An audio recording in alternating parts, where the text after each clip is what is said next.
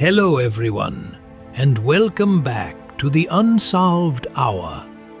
In this video, we're going to explore a disappearance that simply doesn't make sense. This is the type of story that will make your head hurt because it's just so strange. A man walked into a bar on a Friday night and was never seen leaving. Despite multiple security cameras covering every exit, he simply vanished into thin air. And, as always, viewer discretion is advised. Marcus Reed Coleman was born on February 18, 1979, in Beaverton, Oregon. By all accounts, he was the kind of person everyone wanted to be around. Charismatic, intelligent, with an easy smile that put people at ease. Exactly the qualities you'd want in a doctor, which is exactly what Marcus was training to become. By 2006, Marcus was a second-year medical student at Portland State University. At 27 years old, he was on track to achieve everything he'd worked toward. He had a girlfriend named Sophie Chen, whom he'd been dating seriously, and friends described their relationship as solid and committed. Marcus had even been talking about proposing to her during an upcoming trip to San Diego they had planned together. Life seemed to be going according to plan. But then, everything changed. March of 2006 had been brutal for Marcus. Just 2 weeks before he disappeared, his mother, Dr. Helen Coleman, died unexpectedly during a medical procedure. The loss devastated him. His mother had been his anchor, his biggest supporter through medical school's grueling demands. Friends said Marcus was struggling, understandably, but he was pushing through, trying to focus on finishing the semester. Spring break was coming up, and Marcus needed it.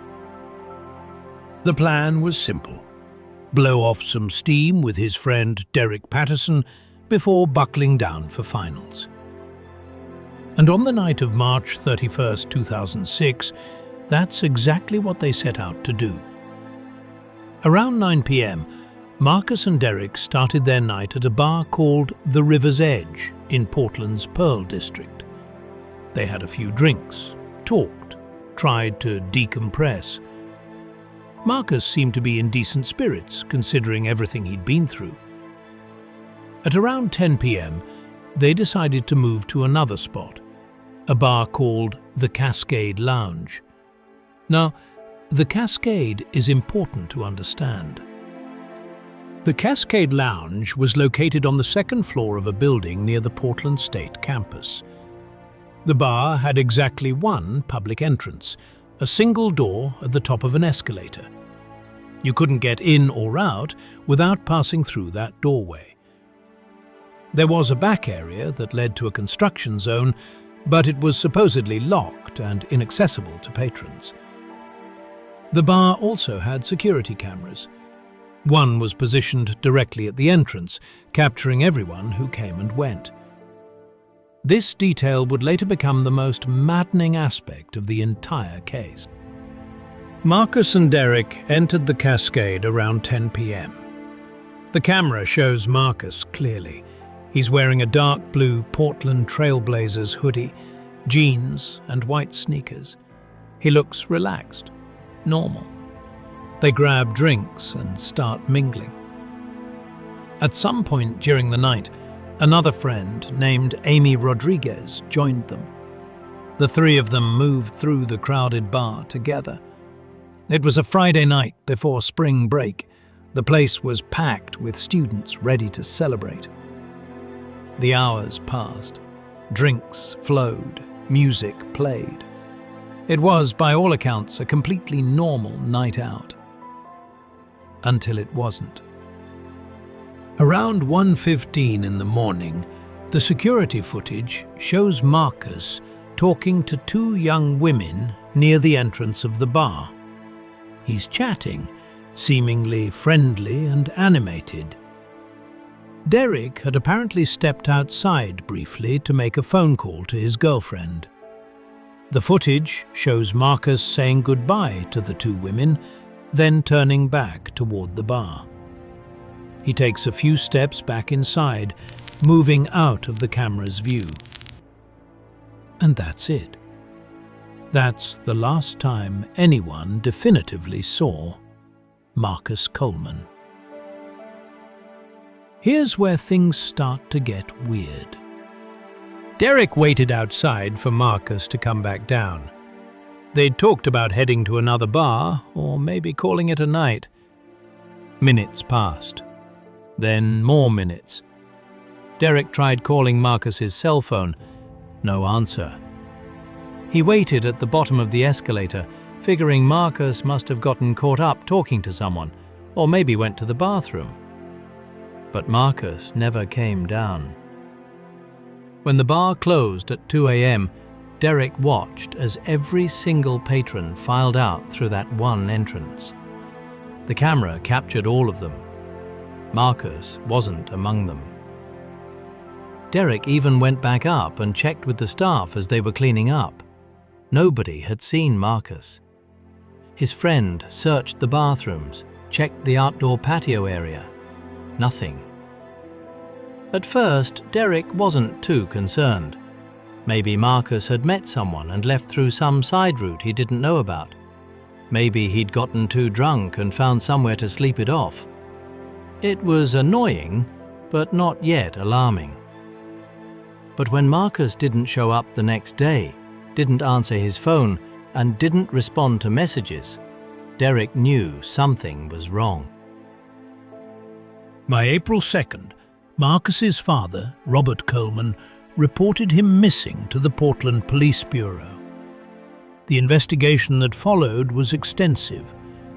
Police reviewed every second of security footage from the Cascade and surrounding businesses.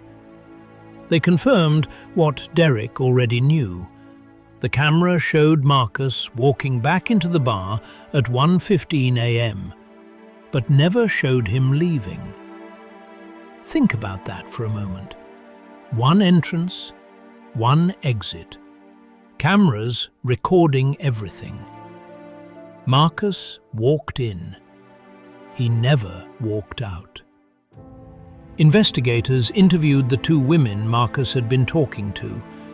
They said he seemed fine, maybe a little drunk, but nothing concerning. They chatted briefly. He was polite and friendly. Then he went back into the bar. That matched the footage exactly. So, where did he go? Police then searched the entire building. They checked every inch of the Cascade, including areas patrons shouldn't have been able to access. They examined the construction area behind the bar, thinking maybe Marcus had wandered back there somehow. But there was no evidence he'd ever been in that area.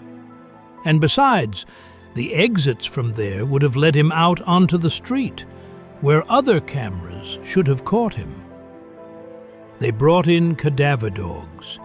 They searched dumpsters, rooftops, ventilation systems. They interviewed every staff member who'd been working that night. Nobody saw anything unusual. Nobody remembered Marcus after that footage at 1:15. The search was exhaustive, thorough, professional, and it turned up absolutely nothing. His girlfriend Sophie was devastated. She told police that Marcus had been struggling emotionally since his mother's death, but he wasn't suicidal. They had plans together, the San Diego trip, their future. She couldn't believe he would just walk away from his life. And there was something else, something Sophie didn't know yet, but investigators would discover. Marcus had been planning to propose. He'd already bought the ring. All of those plans, the proposal, the trip, the future they'd imagined together, all of it frozen in time on the night of March 31st. Investigators looked into the possibility that Marcus had intentionally disappeared. It's not unheard of. People sometimes stage their own disappearances to escape problems or start over. The stress of medical school, combined with the grief from his mother's death, could have become too much. But nothing about Marcus's situation suggested this. His bank accounts were never touched after that night. His credit cards were never used. His cell phone went dead and was never turned back on. He didn't contact anyone, not his girlfriend, not his father, not any of his friends. If Marcus had planned to disappear, he did it without taking a single dollar, without leaving any digital trace, and without saying goodbye to the people he loved most. Does that sound like someone who planned their escape? Or does it sound like something else entirely? Then things got complicated. Investigators examined the cell phone records for Derek, the friend Marcus was with that night. Derek had called his girlfriend multiple times during the evening, and his phone pinged off towers consistent with his story. Everything checked out. But when police asked Derek to take a polygraph test, he refused. He also stopped cooperating with the investigation after getting an attorney. This raised eyebrows. Why would a friend refuse to help find someone who disappeared? Derek maintained he had nothing to do with Marcus's disappearance, but his refusal to take the polygraph left a cloud of suspicion hanging over him. To this day, he's never publicly explained what happened that night beyond his initial statement. Was Derek hiding something? Or was he simply exercising his legal right to remain silent? We may never know. In the absence of answers, theories emerged. Theory number 1. Foul play. Maybe someone in the bar had targeted Marcus. Maybe they lured him somewhere, attacked him, and somehow removed his body without being seen on camera. But how? The cameras covered the entrance. Every other exit was locked or led to areas that were also monitored. Theory number 2. A construction accident. Maybe Marcus had somehow gotten into the construction zone, fallen or gotten injured, and his body was inadvertently sealed into the building as construction continued. Police brought in ground-penetrating radar and searched wall cavities throughout the building. They found nothing. Over the years, there were reported sightings. In 2008, a private investigator claimed to see someone matching Marcus's description in Seattle, but the lead went nowhere. Other tips came from California and Nevada. None were ever confirmed. Each sighting sparked brief hope, followed by crushing disappointment. For Marcus's family, it became a painful cycle of possibility and despair that repeated for years. In 2020, Marcus's father, Robert Coleman, passed away. He died never knowing what happened to his son. Before he died, Robert continued searching. He posted on message boards. He followed up on tips. He offered rewards. He spent 14 years looking for answers that never came. Imagine that. 14 years of not knowing. 14 years of hope and heartbreak. 14 years of wondering if today would be the day he finally found out what happened to his son. It never came. And now, Robert Coleman rests without ever knowing the truth. The Portland Police Bureau still considers the case open. They've received thousands of tips over the years, more than 2,000 in fact. They've followed up on each one. But as of today, Nearly 2 decades later, no one knows what happened to Marcus Coleman. 2,000 tips, hundreds of hours of investigation, advanced technology, ground-penetrating radar, cadaver dogs, and yet nothing.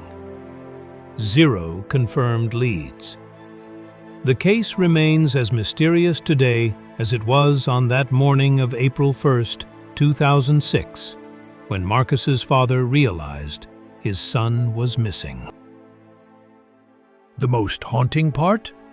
There's video of the exact moment he disappeared. We can see him, alive and seemingly fine, walking back into that bar. And then, nothing. It's as if he simply ceased to exist. Think about the impossibility of this situation. One entrance, one exit, multiple cameras recording everything. Marcus Coleman walked into the Cascade Lounge at 10 p.m. on March 31st, 2006. He was captured on camera talking to 2 women at 1:15 in the morning.